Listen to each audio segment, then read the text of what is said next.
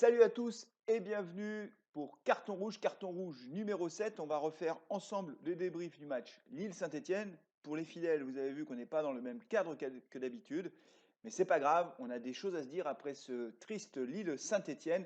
Tout de suite, on fait le débrief de ce match.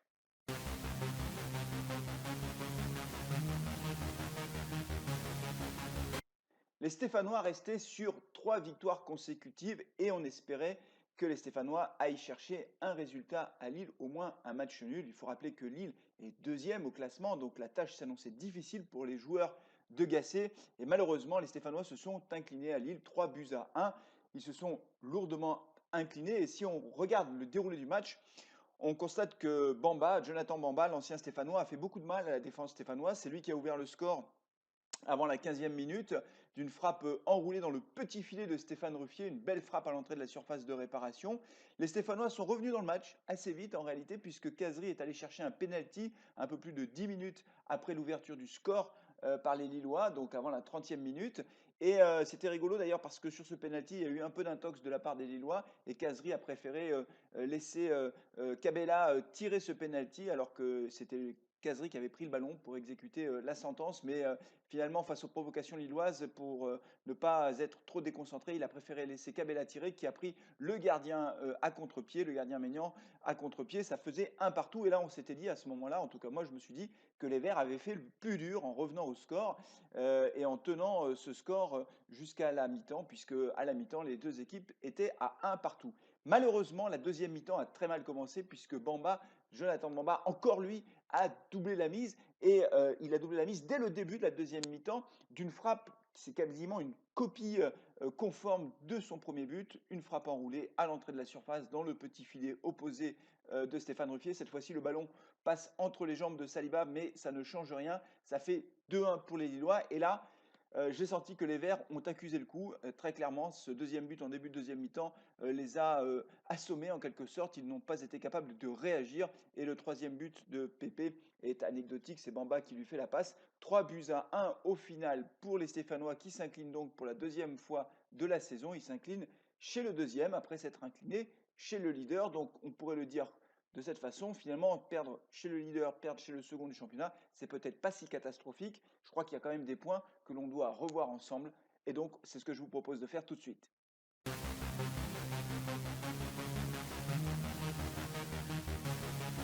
Alors, parmi les points qui posent question, très clairement, il y a la question de la défense. C'est très clair sur ce match. On a des questions sur la défense, sur la solidité défensive de cette équipe. Alors, je le dis d'autant plus difficilement que dans un des premiers cartons rouges, j'avais indiqué qu'on avait une solide assise défensive avec Stéphane Ruffier et une charnière centrale et des latéraux costauds. Et donc, je m'étais dit que finalement, nous avions de quoi faire une très bonne défense, et ce qui a fait d'ailleurs la force de l'AS Saint-Etienne pendant très longtemps. Et là, malheureusement, on voit bien que défensivement, ça a été très, très juste, et notamment le cas Loïc Perrin, et c'est le cas que je veux aborder avec vous aujourd'hui. Dès la fin du match, hein, d'ailleurs, il y a plusieurs tweets qui ont circulé, qui mettaient en question finalement le niveau de jeu de Loïc Perrin. Je peux citer le tweet de peuplevert.fr qui clairement explique que Loïc Perrin fait un mauvais début de championnat. Pierre Ménès également qui a souligné la mauvaise performance de Loïc Perrin. Mais c'est vrai que depuis le début de saison, et je l'ai déjà dit hein, plusieurs fois dans Carton Rouge, Loïc Perrin n'est pas au niveau espéré, il n'est pas là où on doit l'attendre, là où on attend le capitaine de l'AS Saint-Etienne. Il est juste dans ses courses, il s'est fait même prendre de vitesse sur le match. À un moment donné, il y a Loïc Rémy qui est parti dans le dos de la défense stéphanoise et Perrin était battu en quelque sorte. Heureusement, Stéphane Ruffier est sorti dans les pieds de Rémy. Et puis sur le troisième but, c'est lui qui perd le ballon. C'est lui qui perd le ballon. Pépé lui récupère le ballon dans les pieds, la surface, enfin dans la surface, dans le camp des Lillois. Et derrière, ça fait une contre-attaque rondement menée avec Bamba, Pépé qui vont très vite. Et finalement, ce troisième but, c'est Loïc Perrin qui le donne aux Lillois. Alors, la question, c'est est-ce que Loïc Perrin doit rester dans le 11 de départ? Alors là, c'est difficile de répondre à cette question parce que quand on joue au foot, et ceux qui jouent au foot le savent, on a bien sûr le niveau de jeu, la forme physique, mais il y a aussi l'aspect psychologique. Et Loïc Perrin, c'est le capitaine de l'équipe, il faut jamais l'oublier, c'est le leader de cette équipe, même si sur le terrain, c'est pas un joueur qui est extrêmement expansif, qui va passer son temps à aller discuter avec l'arbitre. Je pense que dans le groupe, il a un rôle très important. Donc, je ne sais pas si on peut s'en passer sur le terrain, s'il peut avoir le même rôle s'il était mis sur le banc de touche. En tout état de cause, au-delà de cet aspect-là, il y a un autre point qu'il faut prendre en compte, c'est que défensivement, on n'a pas beaucoup de solutions. Surtout quand on a Silva et Debuchy blessés. Alors bien sûr, il y a Salibur qui fait son entrée. Je rappelle que William Salibur n'a pas encore 18 ans, il est tout jeune, le Stéphanois. Il est très prometteur, il a joué sur le côté droit à Lille, mais il peut très bien jouer dans l'axe, et il a déjà joué dans l'axe, et on sait que c'est un solide défenseur. Donc la question qu'il faut se poser maintenant, et on verra ce que fera l'entraîneur stéphanois, c'est lorsque Debuchy fera sa rentrée, est-ce que finalement il mettra Saliba dans l'axe pour mettre Perrin sur le banc de touche, sachant que Subotic n'est pas non plus extrêmement rapide, ce qui fait qu'on a une charnière centrale au fond qui n'est pas très rapide et qui peut être prise de vitesse assez facilement. En tout cas, depuis le début de saison, c'est très criant. Et on voit bien qu'aujourd'hui, il y a un sujet autour de Loïc Perrin. Et quand je dis cela, je le dis avec beaucoup de respect par rapport d'abord à tout ce qu'il a donné pour le club, et puis aussi par rapport à sa fidélité au club. Tous les Stéphanois savent que Loïc Perrin, ce n'est pas un joueur comme les autres dans notre cœur, dans le cœur des Stéphanois, et que donc le fait de poser ces questions-là, c'est pas du tout agressif, c'est simplement qu'on se pose des questions sur son niveau de jeu. On va suivre les choix de Gasset au cours des prochains matchs, mais je ne serais pas surpris de voir que sur la défense, il y ait quelques changements, parce qu'encore une fois, on l'a vu à Lille, on l'a vu aussi à Paris, on a un sujet notamment sur la charnière centrale.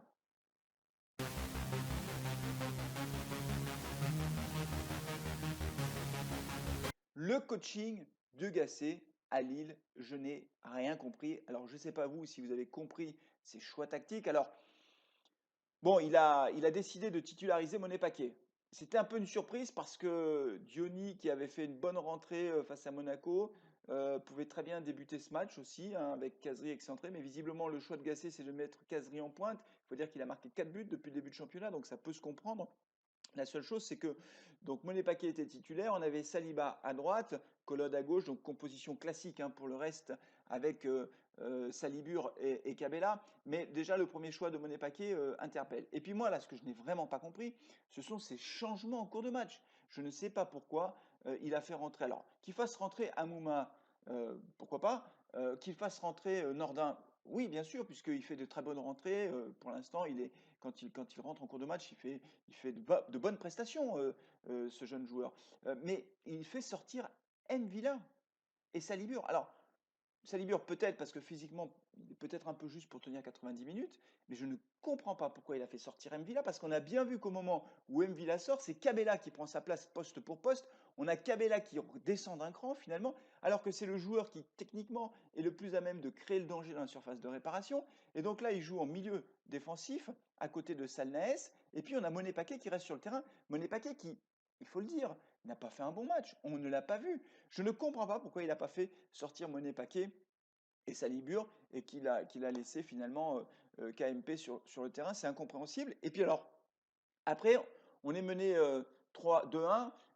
Voilà, il reste plus beaucoup de temps à jouer. Je pense qu'il aurait dû faire rentrer Diony avant parce que Diony, autant, encore une fois, sur Diony, je suis toujours un peu sceptique, mais par contre, je reconnais très honnêtement que il apporte dans le jeu, en tout cas, sa vivacité, son physique apporte. On l'a vu contre Monaco quand il est rentré, on l'a vu à de multiples reprises. Il a marqué à Toulouse, donc il est plutôt en forme, il est plutôt en confiance. Et sur un match comme ça à l'extérieur où on est mené, où on n'a plus rien à perdre, il faut le faire rentrer plus tôt. Il faut le faire rentrer plus tôt. Voilà, surtout que Kazri, moi j'ai déjà remarqué, alors en plus il s'est tenu la jambe, la cuisse à la fin du match, un peu d'ailleurs comme contre Monaco. Je trouve que Kazri, physiquement en fin de match, il baisse. Voilà. Et donc quand il baisse, après, il est plus au niveau. Et donc faire rentrer Diony, ça aurait peut-être été une bonne solution. Voilà, c'est mon analyse personnelle. Je ne sais pas ce que vous en pensez. Dites-le moi dans les commentaires, hein, est-ce que le coaching de Gasset a été bon ou pas? Là, franchement, je ne l'ai pas compris en tout cas. Et dites-moi aussi ce que vous pensez évidemment de Loïc Perrin. Voilà, on va attendre les prochains matchs. Il ne faut pas s'affoler, hein. On est plutôt bien au classement. On a perdu contre les deux premiers du championnat. On a joué chez eux en plus, donc c'est pas non plus catastrophique. On va espérer reprendre le chemin de la victoire, notamment face à Rennes. Voilà, c'est terminé pour aujourd'hui. N'oubliez pas de liker la vidéo, n'oubliez pas de vous abonner si vous n'êtes pas abonné. Je vous dis à très bientôt et allez les Verts. Salut à tous.